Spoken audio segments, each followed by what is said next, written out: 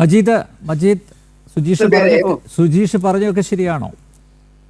അല്ല, അതിൽ ഒരുപാട് പ്രശ്നങ്ങളുണ്ട്. കോഴിക്കോട് ജില്ലയിൽ ഒരു ദിവസം എത്ര കോഴി, ഞാൻ സമരക്കാർക്ക് വേണ്ടിയിട്ടല്ല സംസാരിക്കുന്നത്, അത് പറഞ്ഞു കേട്ടോ. ഞാൻ മനസ്സിലാക്കിയ കാര്യം, ഒരു മാധ്യമ പ്രവർത്തനം എന്നുള്ള മനസ്സിലാക്കിയ കാര്യങ്ങളാണ്. കോഴിക്കോട് ജില്ലയിൽ എത്ര വേസ്റ്റ് ഒരു ദിവസം ഉണ്ട്? അപ്പൊ നമ്മൾ തൊട്ടടുത്ത് കണ്ണൂര്, അതേപോലെ തന്നെ മലപ്പുറം ജില്ലകളിലൊക്കെ ഇതേപോലെ വേസ്റ്റ് ഉണ്ട്. അപ്പൊ അവിടെ എത്ര ടൺ ഉണ്ട്, എത്ര ഫാക്ടറികൾ ഉണ്ട്, കോഴിക്കോട് എത്ര ഫാക്ടറി ഉണ്ട്, എത്ര ടൺ, അത് ശരി ഒന്ന് താരതമ്യപ്പെടുത്തിയാൽ മതി. അപ്പൊ ഇത് താമരശ്ശേരിയിലെ ഒരൊറ്റ ഫാക്ടറിയിലേക്കാണ് കോഴിക്കോട് ജില്ലയിലെ മൊത്തം വേസ്റ്റ് വരുന്നത്. അപ്പൊ അത് എത്ര ഉണ്ടാവും നമുക്കൊന്ന് ഊഹിച്ചാൽ മതി. പിന്നെ ഈ ഫാക്ടറിയിലെ വാഹനങ്ങൾ, ഒരു വാഹനം എത്ര ടണ്ണ് സാധനം കൊണ്ടുവരുന്നുണ്ട്, അവർക്ക് മൊത്തത്തിൽ എത്ര വണ്ടി ഉണ്ട് നോക്കിയാൽ മതി. അപ്പൊ ഒന്ന് അതിന്റെ പ്രധാനപ്പെട്ട, അപ്പം തന്നെ അതിന്റെ ഒരു വ്യത്യാസം കിട്ടും. പിന്നെ നേരത്തെ ജയേന്ദ്ര മാസ്റ്റർ പറഞ്ഞപ്പോൾ ഇതിൽ സൂചിപ്പിച്ചു പോയൊരു കാര്യം ഞാൻ പറഞ്ഞുതരാം. അത് അവിടുന്ന് ഇതിൽ ഒരു രാഷ്ട്രീയ ചളിവാരി എറിയൽ പല പാർട്ടികൾ നടത്തുന്നുണ്ടെങ്കിലും ഇതിന്റെ ആളുകൾ, സ്ഥാപിച്ച ആളുകൾ ആരാ എന്നുള്ളത് ഇപ്പൊ കമ്പനി രജിസ്ട്രാർ സൈറ്റിൽ വ്യക്തമാണ്. അതിൽ ഇതിന്റെ ഫൗണ്ടർ ഡയറക്ടറിൽ ഒന്നാമതായിട്ടുള്ളത് ഷറഫുന്നീസ പുതിയോട്ട് വളപ്പിൽ എന്ന് പറഞ്ഞാല് കൽപ്പറ്റ MLA ടി സിദ്ദീഖിന്റെ ഭാര്യയാണ്. അതേപോലെ അതിലടുത്ത ആള് സൈദുൽ ആബ്ദീൻ കുടുക്കിലായിരുന്നു, നിലവിലെ സമരസമിതിയുടെ ചെയർമാനാണ്. നേരത്തെ ഈ സുജീഷ് പറഞ്ഞതുപോലെ എന്തോ കാരണത്താൽ അതിൽ നിന്നും പിരിഞ്ഞു പോയ ആളാണ്. പിന്നീട് ഉള്ളതൊക്കെ മറ്റ് ബിസിനസ്സുകാരൊക്കെ ഉണ്ടെങ്കിലും അതിന്റെ കൂടെ തന്നെ ഇതിലൊരു മേജർ ഷെയർ ഉണ്ടായിരുന്ന ആള് ലീഗിന്റെ ഒരു സമുന്നത നേതാവിന്റെ സഹോദരനായിരുന്നു.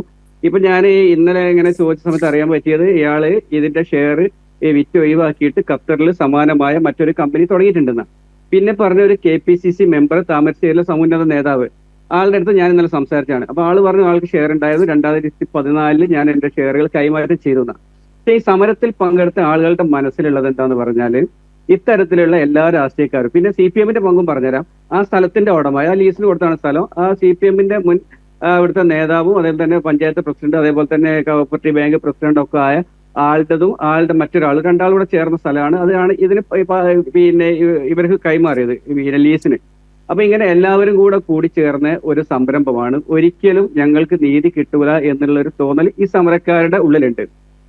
മറ്റൊന്ന്, സമരം നയിക്കുന്നത്, അതായത് സമരത്തിന് നേരത്തെ ഈ CPM-ന്റെ നേതാവ് മഹബൂബ് പറഞ്ഞതുപോലെ സമരം നയിക്കുന്നത് SDPI എന്നുള്ള വാദം തെറ്റാണ്. ആ സമരം നമ്മൾ തുടക്കം മുതലേ കാണുന്നതാണ്. സമരം നയിക്കുന്നത് SDPI അല്ല. ഈ പറഞ്ഞതുപോലെ ഈ കുടുക്കിൽ ബാബു എന്ന് പറഞ്ഞാൽ SDPI സ്ഥാനാർത്ഥി ആവാനും സാധ്യതയല്ല, ആള് നല്ല ലീഗാണ്, അതുകൊണ്ട് SDPI ആവാനും സാധ്യത അല്ല എന്നുള്ള കാര്യം പറയാം. എന്നാൽ ഇതിൽ മജീദ് ഒരു കാര്യം ചോദിച്ചോട്ടെ, ഇപ്പൊ സമരം നയിക്കുന്നത് SDPI അല്ലെങ്കിലും ഈ നുഴഞ്ഞു കയറിയത് SDPI-കാരല്ലേ? അതെ, നുഴഞ്ഞുകയറ്റക്കാരുണ്ട്, ഞങ്ങൾ അങ്ങോട്ടാണ് വരുന്നത്.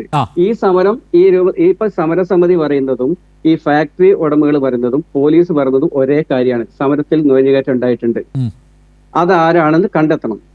ആ കണ്ടെത്തി തന്നെ വേണം. അത് തന്നെ നമ്മൾ ആളുകൾ എല്ലാവരും പറഞ്ഞതാണ്. ആ ആളുകൾ ഇത്രയും കാലമായിട്ട് ഈ ഫാക്ടറിയുമായിട്ട് എന്തെല്ലാം പ്രശ്നങ്ങൾ ഉണ്ടെങ്കിലും ഫാക്ടറി ഉടമകളുമായിട്ട് നല്ല ബന്ധം സ്ഥാപിച്ചിരുന്ന ഈ സമരക്കാര് നമ്മൾ പല സമയത്തും ഈ സമരത്തിൽ ഇവരെ രണ്ടു കൂട്ടരെ ഇടയ്ക്ക് ചെന്ന് പെടുന്നതാണ്.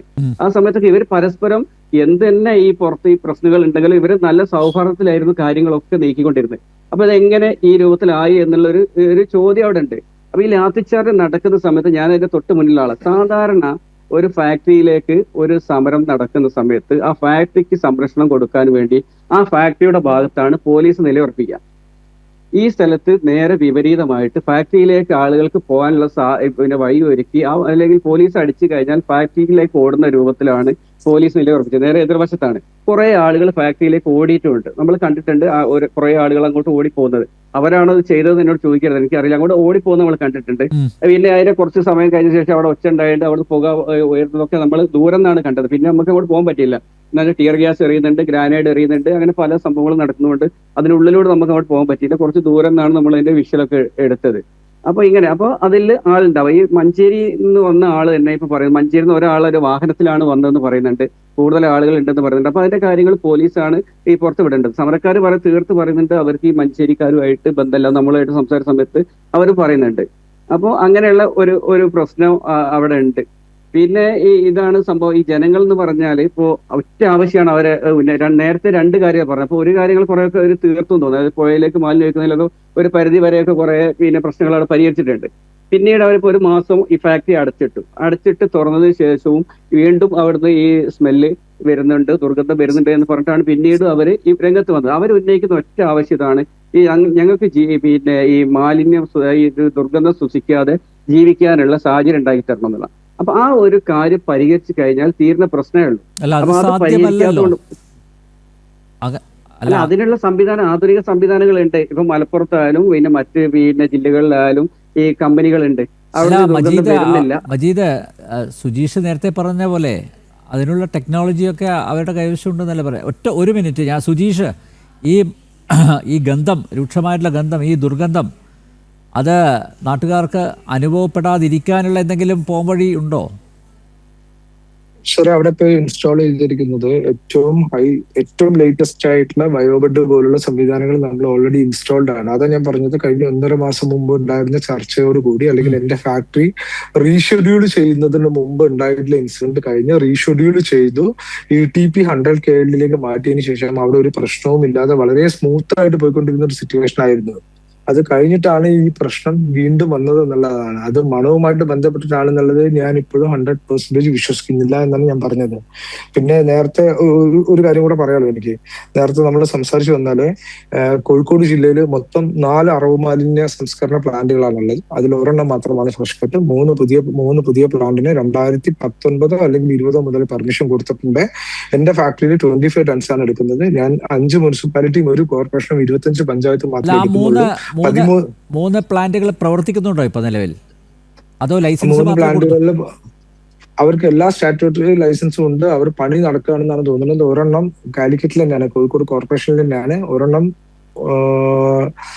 നമ്മുടെ ഈ കുറ്റ്യാടി ബെൽറ്റിലാണെന്നാണ് വിശ്വസിക്കുന്നത്. എനിക്ക് അത്ര ക്ലിയർ ആയിട്ട് അതിനെ കുറിച്ച് അറിയില്ല. 3 ഫാക്ടറികൾക്കാണ് ലൈസൻസ് കിട്ടിയിരിക്കുന്നത്. അവർക്ക് പെർമിഷൻ DLFMC ഗ്രാന്റ് ചെയ്ത് പോയതാണ്.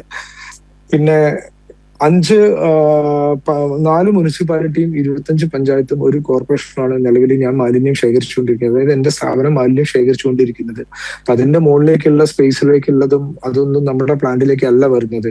അതിന് നമ്മൾ ആകെ ഉള്ളത് നമുക്ക് 12 ലോറിയാണ് റൂട്ടിൽ പൊയ്ക്കൊണ്ടിരിക്കുന്നത്. ബാക്കി 4 ലോറി സ്പെയർ ആയിട്ടാണ് യൂസ് ചെയ്തുകൊണ്ടിരിക്കുന്നത്.